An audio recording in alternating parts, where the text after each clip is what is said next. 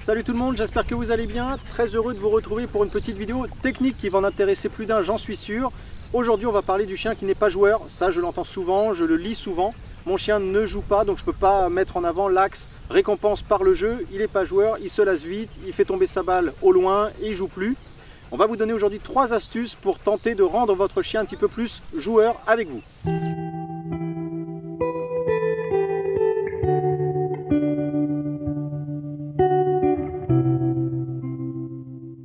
Alors, ce que je vais vous donner là, c'est 3 astuces, on va dire 3 fondamentaux, et qui découlent de 3 erreurs que l'on peut faire. Quand on fait jouer son chien, voilà ce que je vois souvent, quand je suis avec des clients ou quand on m'interpelle par vidéo, par message, etc. On va me dire, mon chien ne joue pas beaucoup, bon, je sors la balle, tu veux jouer? Tu veux jouer? Alors là, attention, hein, Prada, si je sors une balle, ça joue quoi qu'il arrive, mais souvent je vois ça, tu veux jouer? Tiens, tiens, tiens. Il n'y a pas de distance, il n'y a pas de motivation, il n'y a pas de mouvement, il n'y a entre guillemets rien du tout. On propose juste un jouet, on espère que par l'opération du Saint-Esprit, le chien joue avec. Alors ce qui va se passer, il est curieux, il va prendre la balle, il va mâchouiller 2 secondes, puis il va se poser dans un coin, puis il va passer à autre chose. Donc, première petite astuce, évidemment, c'est déjà de créer une motivation en mettant du mouvement. C'est-à-dire que si j'explique à mon chien que le jeu, c'est en fait de jouer avec moi, et la balle fait partie du jeu avec moi, quand je vais me mettre à courir dans la rue avec mon chien, je vais être très motivant et très stimulant pour lui, alors que si je mets tout sur ma balle, ça va être du style, il y a un chien qui arrive là-bas, non, n'y va pas, prends ta balle, sauf qu'il y a un chien qui court de l'autre côté face à une balle qui bouge pas, il va se dire, d'abord le copain. Alors que si je cours dans tous les sens, que je crée du mouvement, il va hésiter entre les deux, puis il va peut-être suivre un petit peu son maître ou sa maîtresse. Donc première astuce déjà, le mouvement. Ça veut dire qu'au lieu de faire ça, tu veux jouer? Tu veux jouer? On joue? On joue? On va faire plutôt, viens avec moi, allez viens, ouais, demi-tour, viens, là, comment on fait? Ouais, viens. Et je motive, et tout d'un coup, ouais, comme par magie, oh, regardez, j'en ai même une deuxième qui arrive, ouais, excellent, boum, boum, on joue, viens, viens, viens. On peut faire quoi? On peut faire quoi? On peut faire ça, trappe. Ouais, bravo loulou. Et en fait, ma balle, hop, sort du jeu. J'ai motivé mon chien, ce qui veut dire qu'après, je n'ai plus besoin de faire, prends ta balle, mais plutôt, même si j'ai la balle qui est rangée, hop, elle est dans mon dos, elle est rangée, viens avec moi. Et ma chienne va avoir comme habitude de me suivre, d'être motivée. Et même si j'ai pas ma balle, on va faire des choses comme ça, on va jouer. Et je vais être motivant. Ouais, bah oui. Motivant pour le chien. Les chiennes en l'occurrence ici. Oh quoi? Attention. 1, 2, viens. Ouais, 6. Oui. 1, 2, 3, viens. Encore. Oh là là, d'accord. Allez, shadow. C'est un shadow. Ouais, tiens, trappe. Boum. Et comme j'ai créé du jeu, mes chiennes vont me suivre et se motiver dans le jeu, que j'ai une balle, que j'ai... Stop, Prada, attends, on s'entend plus. Que j'ai une balle, que j'ai un boudin, que j'ai rien du tout, et c'est le principe, mon chien va être plutôt joueur avec moi, je serai le moteur du jeu, et pas cet objet. Alors, deuxième astuce, la première, elle est fondamentale. La deuxième, je vais dire un petit peu moins, encore que. La petite astuce, elle consiste en fait à mettre son chien un petit peu en échec, parce que si je lui dis, tiens, trappe, ouais, bravo, c'est gagné, viens, on peut rentrer dans une forme de lassitude. Encore une fois, j'ai une chienne, moi, qui adore jouer, donc c'est facile, hein. Tiens, trappe. Ouais, ok, tiens, trappe, ouais. Elle gagne à tous les coups, elle a la balle à tous les coups. La ressource n'est pas rare, donc ça c'est un petit conseil plus, c'est raréfier un petit peu les balles à l'extérieur, les jouets à l'extérieur, parce que quand vous le sortez, ça va avoir beaucoup plus de valeur que si le chien a accès à la maison et qu'on le sort en plus dehors. Il va dire ça, je l'ai à la maison, hop, le reste c'est plus intéressant, donc ça, parenthèse. Mais donc du coup, si mon chien l'a tout le temps, ça crée un truc de, bon je l'ai quoi, je l'ai, j'ai pas ce petit côté un peu précieux de la balle. Et surtout, il va manquer un petit peu d'envie parce que la balle, elle tombe tout le temps. Et donc, dans l'astuce que je vais vous donner là, en fait, si vous donnez accès au chien, tiens, trappe, vous avez vu, la motivation va pas être énorme. Prada demi-tour, parce qu'en fait, le chien va forcément l'avoir. J'ai pas besoin de mettre beaucoup de mouvement ou autre. Là, ce que je vais vous proposer, c'est de mettre votre chien en échec pour qu'il puisse avoir envie de cette balle. Donc là, je vais demander à... Tiens, Prada, pousse-toi un petit peu, on va faire avec Shadow. Assise? Ouais, ça va être un Shadow. Shadow, tu viens là? Non, Prada, je t'ai dit assise. Tout. Oui. Shadow, trappe, ouais, trappe. Allez, trappe. Ouais, encore, trappe. Ouais, bravo Loulou. Je vais faire 1, 2, 3. N'allez pas au-delà. 1 ou 2 échecs. Tiens, Shadow, on rapporte. Ouais, ça c'est le rapport. 1 ou 2 échecs. Et ma chienne, en fait, elle va dire, oh mince, je l'ai loupé une preuve. Ah mince, je l'ai loupé. Et donc la troisième fois, elle va venir à fond. Alors qu'encore une fois, si je fais juste ça, trappe. Le saut, il est bon, ok, j'attrape et il n'y a pas de... Hop, je me pose 2 secondes après. C'est pas le truc le plus stimulant du monde. Si par contre je fais, encore avec Shadow, trappe, oui encore, trappe. Regardez, lancer demi-tour, ouais encore, allez, oui, encore, trappe, ouais, excellent.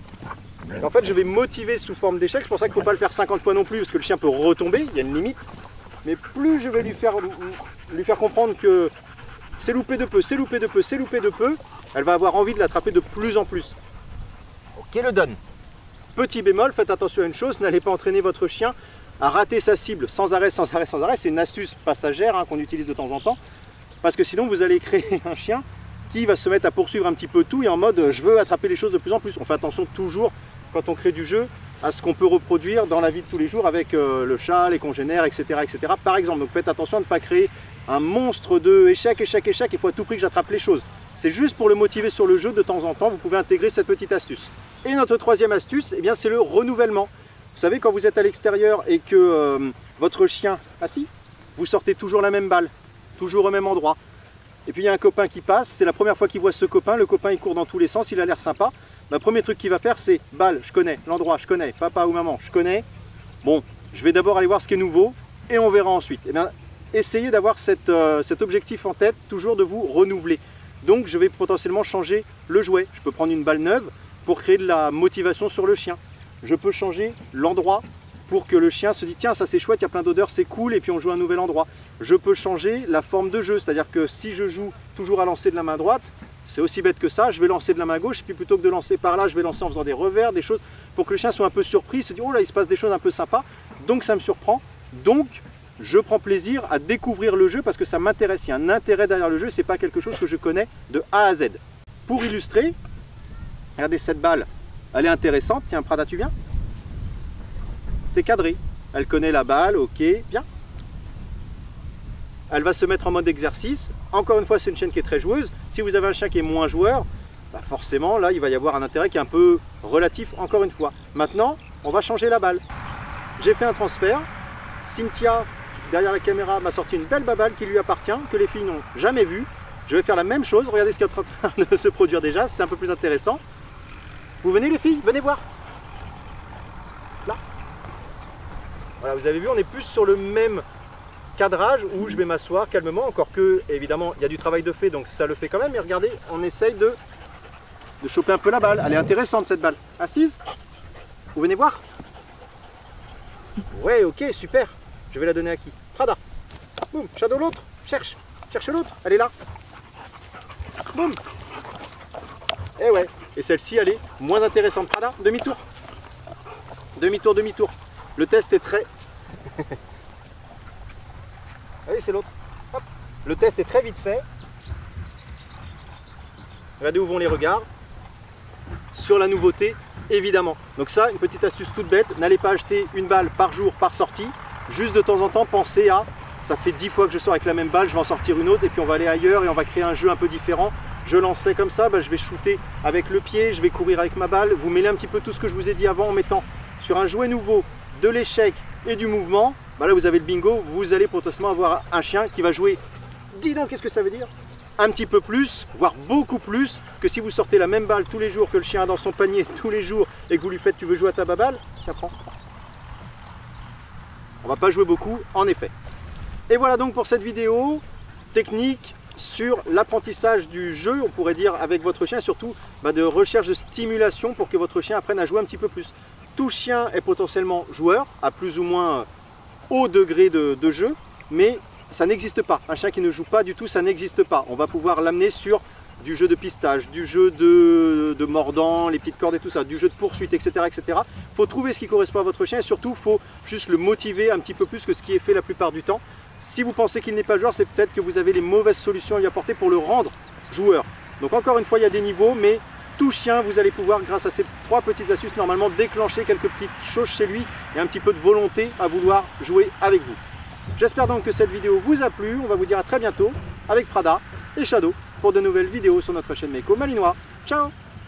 Ça va être l'heure du waf. Waf. Un vrai waf.